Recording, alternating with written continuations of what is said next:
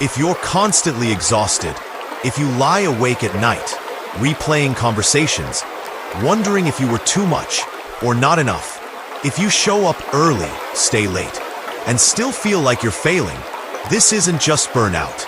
And no, it's not your fault. You've been told you're not a team player, that you're too sensitive, that you take things personally. But what if, hear me out, the problem isn't you? What if the culture itself is built to make you doubt yourself? Because in some workplaces, narcissistic behavior isn't just tolerated, it's rewarded. Manipulation, favoritism, emotional abuse. They're hiding behind performance reviews and inspirational posters. And while you're bending over backwards trying to prove your worth, someone else is climbing the ladder using your back as a stepping stone.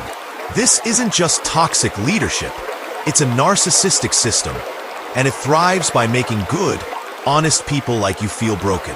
In this video, we're going to talk about how narcissistic culture silently poisons work environments, and how you can begin to see it for what it is. Stay with me till the end, because once you understand this, everything changes.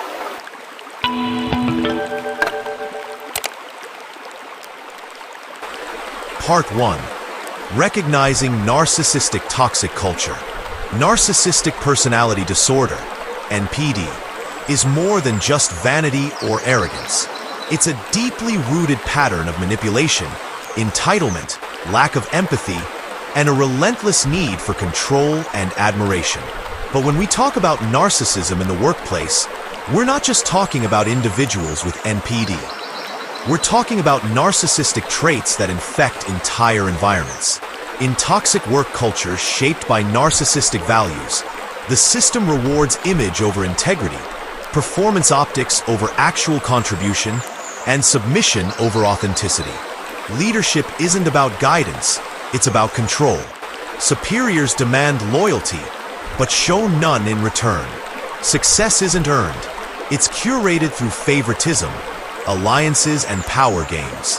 You'll notice that these workplaces have manipulative, self-centered leadership that doesn't just fail to listen, they actively suppress. A complete lack of empathy, where burnout is dismissed as weakness and mental health is treated as a personal flaw. A fake meritocracy, where promotions go to those who play the political game, not those who deliver. Gaslighting, where real issues are minimized, twisted, or projected back onto the victim. And above all, exploitation masked as hustle culture. Overwork is praised, boundaries are violated, and rest is framed as laziness.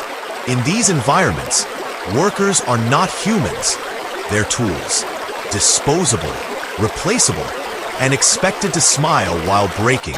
And the worst part? Many people don't even realize they're caught in this cycle. They think this is just how the professional world works. But that's not professionalism. That's systemic narcissism. Part 2. The psychological toll on individuals. Being in a narcissistic work environment doesn't just make you tired. It makes you doubt your own reality. It chips away at your identity, your confidence, your peace. You start off energized, capable, motivated, passionate about your craft. But slowly, you begin to shrink. You find yourself second-guessing even the smallest decisions. You rehearse emails 10 times before sending. You walk on eggshells in meetings, afraid to speak up. Your nervous system is always on high alert. This isn't just overwork. This is emotional abuse in a corporate costume. Many people caught in these systems develop a trauma response known as fawning. The need to appease, comply, and over-accommodate as a survival mechanism. You overfunction, take on extra work, say yes when you mean no. You lose sleep trying to earn approval that's always withheld, hoping that if you just do more, be more, fix more, maybe they'll finally see your worth. But they won't, because in a narcissistic culture, no amount of effort will ever be enough. The goalpost keeps moving. You're set up to fail, just so someone else can say, "See, They couldn't handle it. And so begins the cycle of chronic self-blame. You internalize their mistreatment. You think you're too sensitive, too slow, not smart enough. You wonder why everyone else seems fine, when in truth, most are silently suffering or playing along just to survive. Over time, this leads to burnout that goes beyond fatigue.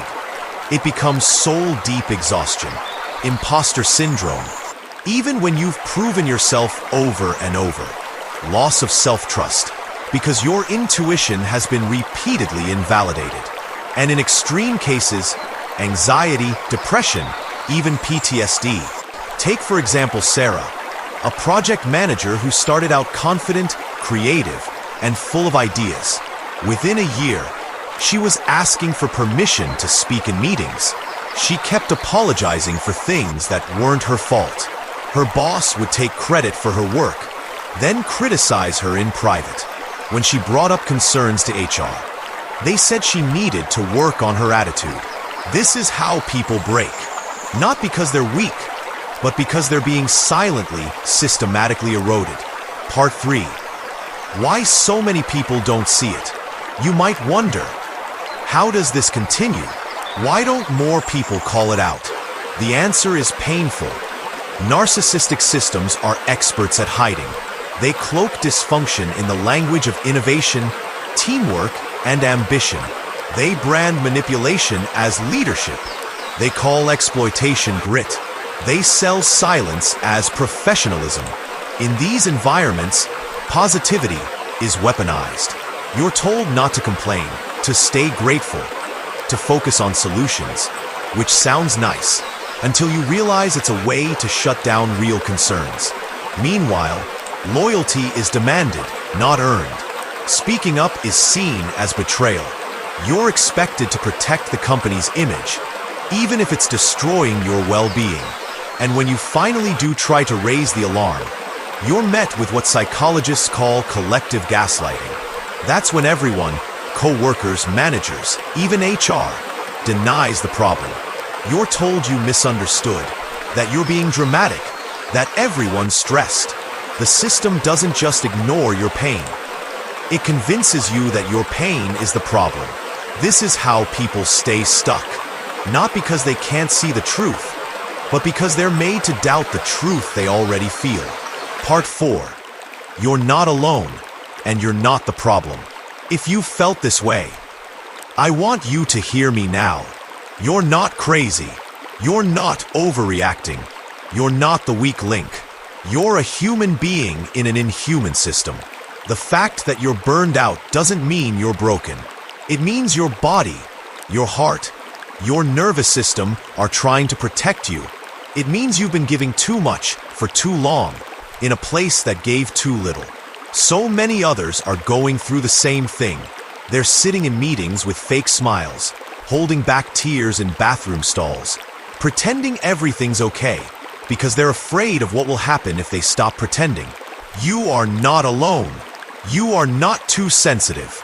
You are not imagining it. You've been surviving a war that no one told you existed. One where the weapons are words, silence, exclusion, and control. And still, you've shown up. You've worked hard. You've stayed kind. That's not failure. That's resilience. Let this be your permission to stop blaming yourself. To stop trying to fix what was never yours to fix. To stop shrinking just to make others comfortable. You are not the problem. The culture is. And now that you can see it, you can begin to choose differently. So now what? You've opened your eyes. You've seen the patterns. You've named the pain. And that, in itself, is a brave act. But the question still lingers. How do you move forward when you're still in it? When you still have bills to pay, responsibilities to meet, and no exit strategy? The truth is, healing from a narcissistic work environment isn't always about quitting tomorrow. Sometimes, the most powerful form of resistance is reclaiming your sanity while still inside the system. So here's what that might look like. Brain 1. Start by trusting yourself again. One of the most damaging effects of toxic environments is how they strip you of your ability to trust your own instincts. You start questioning your feelings, your perceptions, even your memories. So let's rebuild that. If something feels off, honor that feeling. If a meeting leaves you drained or confused, it's not just in your head. If you keep walking away from conversations feeling smaller, there's a reason. Start keeping a private log.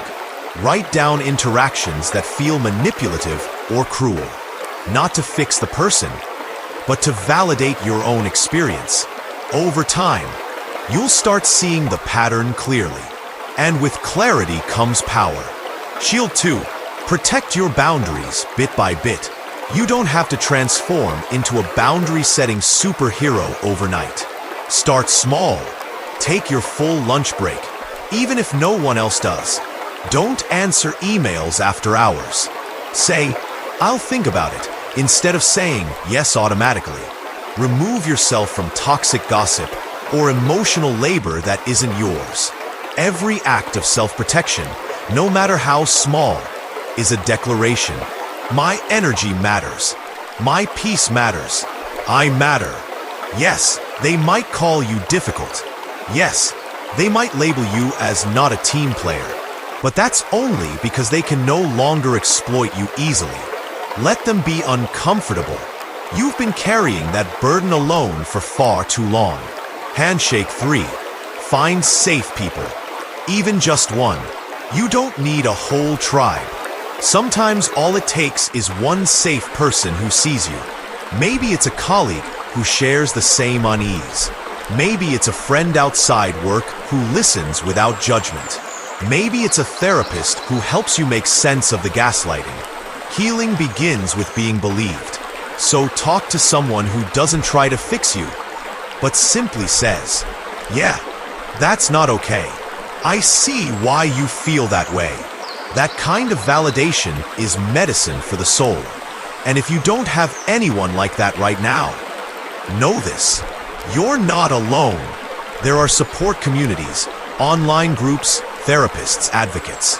You are part of a quiet, powerful group of people learning how to wake up from the illusion and take their power back. Toolbox 4. Have an exit plan.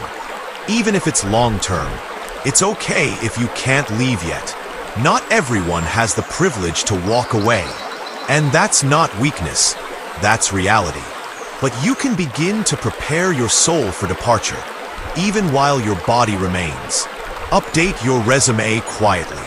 Learn new skills in small windows of time. Save what you can.